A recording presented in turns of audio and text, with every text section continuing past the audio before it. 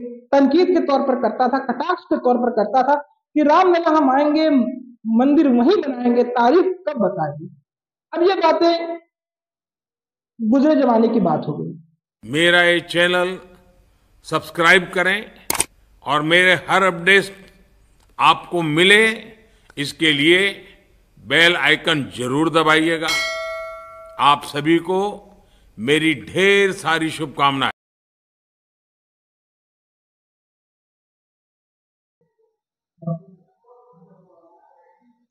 नमस्कार, जय सिया राम, वंदे मातरम, हर हर महादेव। एक बार फिर आप सभी दोस्तों का आज के हमारे जनमानस समाचार के आज के इस एपिसोड में आपका स्वागत है। आज हम चर्चा करने वाले हैं, आज हम बात करने वाले हैं, हमारा मुद्दा है, हमारा टॉपिक है, वो है श्री राम मंदिर।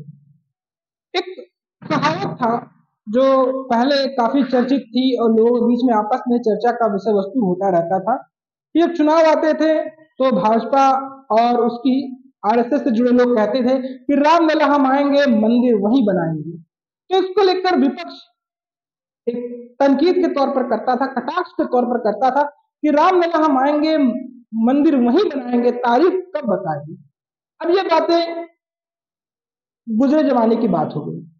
23 जनवरी, 22 जनवरी अब निर्धारित हो गया है कि राम मंदिर के पट खुलने वाले हैं और राम मंदिर में रामलला का स्थापना होने वाला है। मैं अब तक कई एपिसोड बनाया हूं, कई बातें कही, लेकिन आज हम चर्चा करेंगे कि इस राम मंदिर की स्थापना को लेकर हम बात करें, देश क्या कहें, विदेश क्या कहें, हर तरफ क्रेज है, हर तरफ चर्चा है, हर तरफ बातें हैं, हर तरफ लोग बातें कर रहे हैं कि भैया मंदिर में क्या क्या होने वाला है, क्या क्या गतिविधियां होने वाली, क्या क्या कहानी होने वाली है, हर तरह की बात हो रही है। आज की हम बात करें तो आज 30 दिसंबर है और ये 2023 है। सदा सदा के लिए ये अतीत बनने वाला है। हम बात करें तो ईसाई नववर्ष आने वाला है, 2024 आने वाला है और ये साल सदा सदा के लिए अतीत बन जाए। आज इसलिए चर्चा करने की विषय वस्तु थी कि आज मोदी साहब अयोध्या गए थे। अयोध्या जाकर वो निषाद परिवार से मिले और उन्हें निमंत्रण दिया कि आप जो श्री रामलला की स्थापना हो रही उसमें आप आए। निषाद समाज और श्री राम की कहानी चर्चित रही है, उन्हें गंगा पार कराने वाली कहानी वो सबसे आप परिचित है, उसमें कोई यहाँ पर वस्तुतः कोई चर्चा करने की बात बनती नहीं। और जिस तरह से राम मंदिर और विकास की कहानी अपनी जो पगडंडी पकड़ी है वो कहीं ना कहीं अयोध्या को और आगे ले जाने वाली कहानी की ओर इशारा करती नजर आती है। जो लेफ्ट लिबरल सेकुलर लिब्रांडो कहते थे कि मंदिर बनाने से क्या कोई रोजगार मिल जाए, मंदिर बनाने से क्या इस देश का सेकुलरिज्म की छवि है, क्या उसमें डेंट पड़ता नजर नहीं आएगा। हमारे देश में कुछ ऐसे लोग थे जो है भी, जो अभी भी राम को एक काल्पनिक पात्र कहते हैं। वो कहते हैं राम तो एक काल्पनिक पात्र थे, राम तो कल्पना के स्रोत थे। जो सनातनी हिंदू जो अपने आप को बोलते हैं ये तो अधकचरे हैं, अधे पढ़े लिखे हैं, हम तो मैकले शिक्षा नीति को मानने वाले लोग हैं, हम तो मार्क्स की औलाद हैं, हम तो कम्युनिस्ट हैं भैया। हम तनकीद करेंगे, हम आलोचना करेंगे, हम सनातन धर्म की ही आलोचना करेंगे। अगर करेंगे तो कौन सरपंच से जुड़ा वाली कहानी को दोहराने वाली कहानी की ओर इशारा करता नजर आएगा। ये तमाम तरह की बातें, तमाम तरह की कहानी, तमाम तरह की चित्र हमें पढ़ने, देखने और सुनने को मिलती है। देखिए माहौल बदल गया है, कहानी बदल गई है। आज मोदी साहब अयोध्या गए, वहां पे स्टेशन का उद्घाटन किया, वहां पे एयरपोर्ट का उद्घाटन किया, मेला लगा रहा। यही मीडिया जो आज बड़ाई करती है, यही मीडिया एक तरफ सेकुलरिज्म की तारीफों के पुल बांधती थी। मीडिया तो हमेशा सत्ता का केंद्र रही है, चाहे सत्ता में ये हो चाहे सत्ता में वो हो, लेकिन चर्चा का विषय वस्तु यह है कि अब कुछ परिवर्तन की कहानी और दशा और दिशा को जरूर नजर आती है। परिवर्तन क्या है? परिवर्तन ये है कि अब विमान में हनुमान चालीसा पढ़ते यात्री नजर आते हैं। मोदी साहब निषाद परिवार के घर में जाते हैं, फूल बरसाता है बाबरी पक्षकार इकबाल अंसारी और पूरा राम जो है मैं दिखता है अयोध्या। अयोध्या का कई अलग अलग रूप, अलग अलग कहानी हमें साफ साफ यहाँ नजर आती है। मोक्षदायिनी सप्तपुरी में से एक अयोध्यापुरी से प्रधानमंत्री नरेंद्र मोदी ने दुनिया का सबसे बड़ा संदेश दिया। उन्होंने कहा कि कोई भी देश तभी आगे बढ़ सकता है जब वो आधुनिकता के साथ साथ अपनी विरासत एवं परंपरा को लेकर आगे चले। पीएम मोदी ने अयोध्या में रोड शो भी किया। इस दौरान अयोध्या के लोगों ने उनका साथ दिया। साथ ही मेरे सभी देशवासियों से एक करबद्ध प्रार्थना और भी है। हर किसी की इच्छा है कि 22 जनवरी को होने वाले आयोजन का साक्षी बनने के लिए वो स्वयं अयोध्या आए, लेकिन आप भी जानते हैं कि हर किसी का आना संभव नहीं है। साथ ही मेरे सभी देशवासियों से एक करबद्ध प्रार्थना और भी है। हर किसी की इच्छा है कि 22 जनवरी को होने वाले आयोजन का साक्षी बनने के लिए वो स्वयं अयोध्या आए, लेकिन आप भी जानते हैं कि हर किसी का आना संभव नहीं है। साथ ही मेरे सभी देशवासियों से एक करबद्ध प्रार्थना और भी है। हर किसी की इच्छा है कि 22 जनवरी को होने वाले आयोजन का साक्षी बनने के लिए वो स्वयं अयोध्या आए, लेकिन आप भी जानते हैं कि हर किसी का आना संभव नहीं है। साथ ही मेरे सभी देशवासियों से एक करबद्ध प्रार्थना और भी है। हर किसी की इच्छा है कि 22 जनवरी को होने वाले आयोजन का साक्षी बनने के लिए वो स्वयं अयोध्या आए, लेकिन आप भी जानते हैं कि हर किसी का आना संभव नहीं है। मीरा माझी जी। आज आपके घर में पीएम मोदी आए जी। क्या पूरा समीकरण रहा जब वो आए? क्या आपने कहा? क्या बैठे यहाँ पे? क्या क्या बात हुई? जी वो आए बैठे, पहले मेरे बच्चे लोग से तो पूछे, मैंने उनका हाथ जोड़ा, अच्छे से स्वागत किया मैंने उनको। फिर बोले क्या क्या लाभ मिला, मैंने कहा आवास का घर हमें मिला है और गैस मिल गया, पानी भी मिल रहा है फ्री, और क्या कहते हैं बहुत खुशी हो रही है। कल से हम गैस पे बना रहे थे, पहले भट्टी पे बनाते थे, बहुत खुशी हो रही है कि हाँ। तो बोले क्या बनाई हो, मैंने कहा दाल चावल बनाया, सब्जी बनाई है। तो बोले कि और कुछ, तो मैंने कहा कि चाय बनाई हूँ। तो बोले पिलाओ, ठंडी में चाय तो पिलाना चाहिए ना। तो मैंने उनको चाय पिलाई अपने हाथ से। बोले बहुत मीठी चाय है। मैंने कहा कि मेरे हाथ से मीठी बनती ही है। हाँ। और क्या कुछ रहा? उज्ज्वला योजना का लाभ आपको मिल रहा है? परिवार में कितने लोग हैं आपके? मैं थी, मेरे पति थे और मेरे 2 बच्चे थे, मेरे सास, मेरे ससुर जी। तो पहले की जिंदगी कैसी थी और अब उज्ज्वला योजना के बाद की जिंदगी कैसी लग रही है आपको? बहुत अच्छी लग रही है। पहले कैसे जीवन बसर हो रहा था आप लोगों का? पहले हम भट्टी पे बनाते थे खाना जी। और अभी जब उज्ज्वला योजना मिल रहा है आपको लाभ, कल से आप बता रहे हैं जी, अब कैसी जिंदगी होने वाली है? गैस पे खाना बनेगा? अब हमको और थोड़ा टाइम मिलेगा, अपने बच्चों में थोड़ा टाइम निकालेंगे, हमको बहुत अच्छा फील हो रहा है। अयोध्या के लोग साथ साथ रहे। इकबाल अंसारी ने भी पीएम मोदी के काफिले पर पुष्प वर्षा की। इकबाल अंसारी का साथ साथ चलना। इकबाल अंसारी के पिताजी बाबरी मस्जिद के पक्षकार थे वो, और वो लोग जो जेएनयू की दीवारों पर लिखते हैं कि बाबरी फिर आएगा, ये उनके गाल पर एक तमाचा है। इकबाल अंसारी तो समझ गया कि हवा का रुख कहाँ है, हवा का चरित्र कहाँ है, लेकिन ये जो लेफ्ट लिबरल सेकुलर लिब्रांडू अभी भी अपने जिस्म में बाबरी मस्जिद की गाथा जिंदा रखे हैं, सोचिए उनकी कहानी कहाँ जाएगी। अयोध्या में पीएम मोदी ने रेलवे स्टेशन और इंटरनेशनल एयरपोर्ट का उद्घाटन किया। इसके अलावा अमृत भारत और वंदे भारत ट्रेनों को भी हरी झंडी दिखाई है। पीएम मोदी ने निषाद समुदाय के रविंद्र के घर गए और उन्हें 22 जनवरी के कार्यक्रम में आने के लिए आमंत्रित किया। इसके साथ ही उज्ज्वला योजना की 10 करोड़ लाभार्थी महिला मीरा के घर भी पहुंचे। अयोध्या में पीएम मोदी ने विकास के साथ ही स्वच्छता का भी संदेश दिया। पीएम मोदी साहब ने महर्षि वाल्मीकि इंटरनेशनल एयरपोर्ट का उद्घाटन करने के बाद लोगों को एड्रेस करते हुए कहा कि आप लोग 22 जनवरी को देश भर में दिवाली मनाएं अपने अपने घरों में राम ज्योति जलाए। 22 जनवरी की शाम पूरे हिंदुस्तान में जगमग जगमग होनी चाहिए। या कह सकते हैं कि हम पढ़ते रहते हैं, एक मुहावरा भी है, घी के दिए जलाना खुशी मनाना। अर्थात जब रामचंद्र जी लंका फतेह करके आए थे, तो घरों घरों में घी के दीपक जलाए गए थे, तभी से दीपावली मनाई जाती है। वो परंपरा, वो कहानी एक बार फिर यहाँ पर चरितार्थ होती नजर आती है। प्रभु राम कोट कलुष हो, ऐसा हम भक्त नहीं कह सकते। लोग तो कहते हैं कि राम कोर काल्पनिक है, उनके लिए कहीं न कहीं तमाचा है। प्रभु राम पधार रहे हैं तो हमें इंतजार करना चाहिए।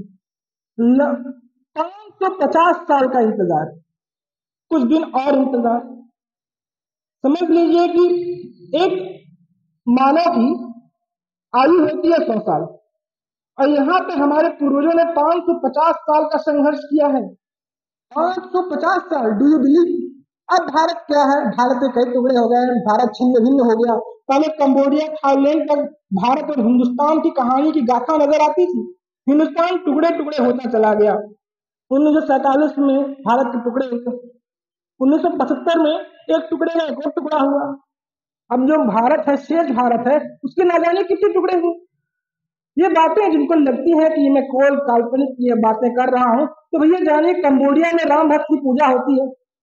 कंबोडिया का अंकोर वट एक ऐसा इलाका है जहां पर दुनिया का सबसे बड़ा राम मंदिर है। तो मैं बात करना चाहता हूं, जहां हिंदुत्व का, जहां राम का प्रचार प्रसार नहीं है, वहां इतना बड़ा मंदिर कहां से बन गया? ये अपने में एक सवाल खड़ी करता है।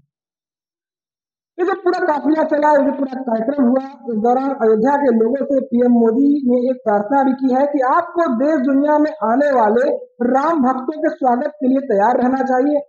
अब अनंत काल तक ये दिनचर्या चलेगी, इसलिए अब अयोध्या वासियों को एक संकल्प लेना है। ये संकल्प है कि अयोध्या नगर को भारत का सबसे स्वच्छ शहर बनाने का। ये स्वच्छ अयोध्या अब अयोध्या वासियों की जिम्मेदारी है। इसके बाद पीएम मोदी ने स्वच्छता अभियान को लेकर पूरे देश से निवेदन किया है। उन्होंने कहा है कि मकर संक्रांति 14 जनवरी से देश के सभी तीर्थ स्थली पर, देश के हर कोने कोने में 22 जनवरी तक हमें स्वच्छता अभियान चलाना चाहिए। प्रभु राम सारे देश के हैं। प्रभु राम जब आ रहे हैं तो देश का एक भी मंदिर, एक भी तीर्थ स्थली अस्वच्छ नहीं होना चाहिए। मतलब कहीं ना कहीं जो मोदी साहब कहते हैं स्वच्छ भारत अभियान, आस्था के साथ स्वच्छता की कहानी को भी यहाँ पे चरितार्थ करते हुए नजर आए हैं। और मैंने पहले बताया कि पीएम मोदी ने निषाद परिवार के यहाँ गए, उन्हें राम लला की स्थापना में आने का जो उन्हें निमंत्रण पत्र दिया है, उन्हें न्योता दिया है। तो पीएम मोदी ने प्राण प्रतिष्ठा कार्यक्रम में आने के लिए अयोध्या के निषाद समुदाय को न्योता दिया है। पीएम यहाँ निषाद परिवार से जुड़े रविंद्र मांझी के घर पहुंचे और 22 जनवरी को कार्यक्रम में आने का न्योता दिया। खुद पीएम मोदी ने उन्हें न्योता दिया है। इस दौरान पीएम मोदी ने बच्ची के साथ सेल्फी भी ली। बता दें कि राम मंदिर के परिसर में निषाद राज का भी मंदिर बनाए जाने का प्लान है, ऐसा कुछ कहा जा रहा है। ऐसी बातें छनकर सामने आ रही है। पीएम ने उज्ज्वला के लाभार्थी के घर जाकर भी चाय पी। पीएम अपने अयोध्या दौरा में उज्ज्वला योजना के लाभार्थी मीरा के घर भी पहुंच गए। मीरा माझी आज आपके घर में पीएम मोदी आए जी। क्या पूरा समीकरण रहा जब वो आए? क्या आपने कहा, क्या बैठे यहाँ पे, क्या क्या बात हुई? जी वो आए, बैठे हैं, पहले मेरे बच्चे लोग से कुछ पूछे हैं, मैंने उनका हाथ जोड़ा, अच्छे से स्वागत किया मैंने उनको। फिर बोले क्या क्या लाभ मिला, मैंने कहा आवास का घर हमें मिला है और गैस मिल गया, पानी भी मिल रहा है फ्री, और क्या कहते हैं बहुत खुशी हो रही है। कल से हम गैस पे बना रहे थे, पहले भट्टी पे बनाते थे, बहुत खुशी हो रही है कि हाँ। तो बोले क्या बनाई हो, मैंने कहा दाल चावल बनाया, सब्जी बनाई है। तो बोले कि और कुछ, तो मैंने कहा कि चाय बनाई हूँ। तो बोले पिलाओ, ठंडी में चाय तो पिलाना चाहिए ना। तो मैंने उनको चाय पिलाई अपने हाथ से। बोले बहुत मीठी चाय है। मैंने कहा कि मेरे हाथ से मीठी बनती ही है। हाँ। और क्या कुछ रहा? उज्ज्वला योजना का लाभ आपको मिल रहा है? परिवार में कितने लोग हैं आपके? मैं थी, मेरे पति थे और मेरे 2 बच्चे थे, मेरे सास, मेरे ससुर जी। तो पहले की जिंदगी कैसी थी और अब उज्ज्वला योजना के बाद की जिंदगी कैसी लग रही है आपको? बहुत अच्छी लग रही है। पहले कैसे जीवन बसर हो रहा था आप लोगों का? पहले हम भट्टी पे बनाते थे खाना जी। और अभी जब उज्ज्वला योजना मिल रहा है आपको लाभ, कल से आप बता रहे हैं जी, अब कैसी जिंदगी होने वाली है? गैस पे खाना बनेगा? अब हम हमको और थोड़ा टाइम मिलेगा, अपने बच्चों में थोड़ा टाइम निकालेंगे, हमको बहुत अच्छा फील हो रहा है। और उनके आवास पर उन्होंने चाय भी पी। इस श्रमिक महिला पीएम उज्ज्वला योजना की 10वीं करोड़ लाभार्थी है। पीएम मोदी मंच से भी इस बात का उन्होंने जिक्र किया था। अब भाई आते हैं इकबाल अंसारी। इकबाल अंसारी के पिताजी पक्षकार थे बाबरी मस्जिद के। जब भी ये राम मंदिर का मामला न्यायालय में, उच्च न्यायालय में, उच्चतम न्यायालय में चला, एक चेहरा जो है कॉमन है, इकबाल अंसारी। इकबाल अंसारी भी पक्षकार था बाबरी मस्जिद का, इसका पिताजी भी पक्षकार था। इकबाल अंसारी जैसे लोगों ने भी पीएम मोदी के ऊपर पुष्प वर्षा की है। पीएम मोदी ने अयोध्या पहुंचने के साथ ही 15 किलोमीटर का एक लंबा रोड शो किया। इस शो के दौरान बाबरी मस्जिद के पैरोकार रहे इकबाल अंसारी भी आया, उन्होंने भी पीएम मोदी में फूल बरसाए। इकबाल अंसारी ने कहा कि अतिथियों का स्वागत करने का उनका धर्म और कर्तव्य है। कि अयोध्या की धरती जो है ये बेमिसाल है और अयोध्या जो धर्म की नगरी है। आज हमारे यहाँ जो है देश के प्रधानमंत्री अयोध्या आए तो मेहमानों का स्वागत करना ये हमारा जो है धर्म है और हमारा कर्तव्य है, हमारा मजहब है। आज पुष्प वर्षा हमने प्रधानमंत्री जी के ऊपर किया और अपने जो है मोहल्ले के हिंदू मुस्लिम सिख ईसाई सारे लोग हमारे साथ थे। मैं समाज के साथ जुड़ा हुआ था और हम पुष्प वर्षा जो है वर्षा हमने जो है प्रधानमंत्री जी पे किया। उन्होंने कहा कि पीएम मोदी ने अयोध्या में खूब विकास किए हैं, जिसके कारण यहाँ देश विदेश से लोग आ रहे हैं। अयोध्या के लिए पहली प्लेन में हनुमान चालीसा का पाठ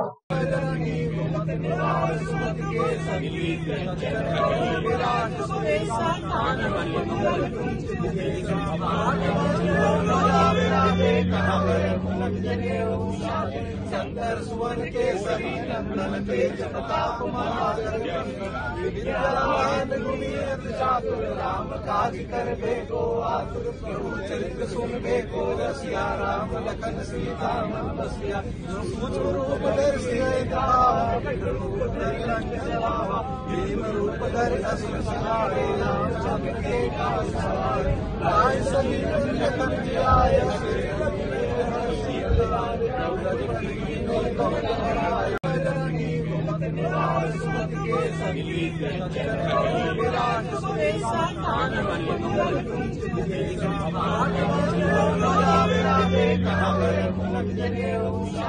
शंकर सुवन के सभी नंदन तेज प्रताप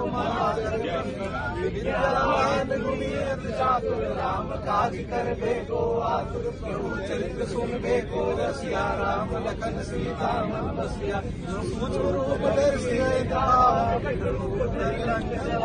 भीम रूप धर असुर सहारे रामचंद्र के काज सवारे राय सभी लखन जियाय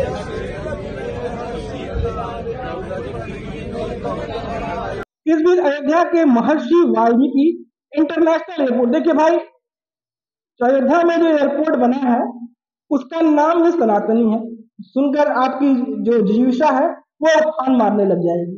उसका नाम ही है महर्षि वाल्मीकि इंटरनेशनल एयरपोर्ट। जिन्होंने रामायण लिखा, एक दस्तियों से एक संत हो गए मरा मरा कहते कहते, उनके नाम पर इंटरनेशनल एयरपोर्ट का नाम रखा गया है। तो मोदी साहब ने सनातन धर्म के लिए कितनी दूर की सोची है।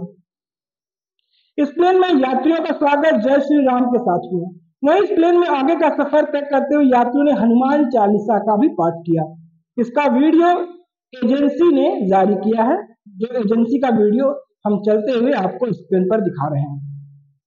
बता दें कि अयोध्या में 22 जनवरी को रामलला के मंदिर में प्राण प्रतिष्ठा का कार्यक्रम होना तय है। इसके लिए तमाम तैयारियों को अंगुली जामा पहनाया जा रहा है। उसको मेरे साथ ये मेरे लिए बड़ा सौभाग्य का विषय है कि आज मेरे संस्थान इंडिगो ने मुझे इस योग्य समझा कि इस महत्वपूर्ण फ्लाइट की कमांड मुझे दी गई है और मेरे साथ मेरे सहयोगी कप्तान निखिल बख्शी और आपकी cabin incharge please step forward होगी। ये बड़ा ही गर्व का विषय है हमारे संस्थान के लिए इंडिगो और हम लोगों के लिए जो इस विमान के कर्मी दल हैं। उम्मीद करते हैं आपकी यात्रा हमारे साथ सुखद और मंगलमयी होगी। अपने 35,000 फुट की ऊंचाइयों पर चढ़ेंगे और उस ऊंचाइयों पर स्थापित होने के बाद हम आपके पास पुनः आएंगे और आपको वहां से मौसम संबंधी जानकारी और उड़ान संबंधी जानकारी से अवगत कराएंगे। तब तक आपसे अनुरोध है कि अपने स्थान पर बने रहें और यात्रा का आनंद लें। जय श्री राम। जय श्री राम। तो तैयार किया जा रहा है। केंद्र और राज्य सरकारों ने अयोध्या में विकास के लिए ढेर सारे कार्य किए हैं। इसमें अयोध्या में एक इंटरनेशनल एयरपोर्ट का निर्माण भी शामिल है। हम बात करें पूर्वांचल की, तो जब से मोदी साहब पूर्वांचल में सांसद बनकर आए हैं, बनारस में आए हैं, या जब से हम बात करें 2014 से, तो पूर्वांचल की तस्वीर भैया बदल गई। हम अपने पड़ोसी राज्य बिहार की ही तुलना कर लें। बिहार में एक एयरपोर्ट है पटना में, बिहार में एक एयरपोर्ट है दरभंगा में। दरभंगा के एयरपोर्ट कब उड़ान भरता है कब नहीं भरता है वो समझ में नहीं आता, और पटना का एयरपोर्ट कम लगता है, वो कोई वर्कशॉप ज्यादा लगता है देखने में। अब है पूर्वांचल में देख लीजिए, पूर्वांचल भी बहुत समृद्ध इलाका नहीं है, पूर्वांचल भी बहुत पिछड़ा इलाका है। बिहार और पूर्वांचल की तुलना एक जैसी होती है। पूर्वांचल में आप कुशीनगर देख लीजिए, जहां भगवान बुद्ध का जहां जुड़ा हुआ है, कुशीनगर में इंटरनेशनल एयरपोर्ट, काशी में इंटरनेशनल एयरपोर्ट, काशी में खैर पहले से था, बाबतपुर मंगारी, अयोध्या में इंटरनेशनल एयरपोर्ट। आप खुद देख लीजिए, आसपास में इंटरनेशनल एयरपोर्ट, 3 इंटरनेशनल एयरपोर्ट सिर्फ आपके पूर्वांचल में है। और लोग कहते हैं विकास नहीं हुआ, कहानी नहीं हुई, चरित्र नहीं हुई, परिवर्तन नहीं हुआ। अब जो भैया जो इंटरनेशनल एयरपोर्ट से उड़ान भरते हुए जय श्री राम के नारे लगाए जा रहे हैं, जिस देश में श्री राम का नाम लेने से उनके मन में पीड़ा और उत्पीड़न की कहानी जो प्रज्वलित हो जाती है, सोचिए उनके साथ क्या होगा। वो लैट लिबरल सेकुलर लिगांडो पेड़ पे लात खाए हुए पत्रकार, उनके साथ क्या होने वाला है? उनकी आत्मा में कितना बड़ा दोहन होगा, कितना बड़ा शोषण होगा। जिन्होंने राम को एक कल्पित कल्पना मात्र कहा था, उनके साथ क्या होगा? जब उनसे सवाल पूछे जाते हैं, जब उनसे सवाल गढ़े जाते हैं, तब वो कहते हैं कि वो तो आस्तिक तो सिर्फ धर्म को लेकर है, धर्म को नहीं मानते। लेकिन राम में और भारत की जनमानस में उनकी अपार सहानुभूति है, अपार आस्था है। उन्होंने राम को कभी कल्पनातीत तो कहा ही नहीं। ये बातें तथ्य परख है कि मनमोहन काल में, मनमोहन सरकार के दौरान एक एफिडेविट दायर किया गया था सुप्रीम कोर्ट में, और राम को एक काल्पनिक पात्र कहते हुए तमिलनाडु, यानी कि जो पत्थर है जो समुद्र में तैर रहे हैं, राम सीतु उसे खत्म करने की बात कही जा रही थी। मैं उस बात का जीवंत उदाहरण हूँ कि मैंने खुद टेलीविजन में बचपन के दौरान सब चीजें देखा है। ये कोई सुनी सुनाई बात नहीं है, ये किताबों में पढ़ी हुई कहानी नहीं है, ये तो चरितार्थ है। ये पूरी कहानी, पूरी चरित्र, पूरी चेहरा यहाँ पर साफ साफ, यहाँ पर शीशे की तरह साफ होता नजर आ रहा है।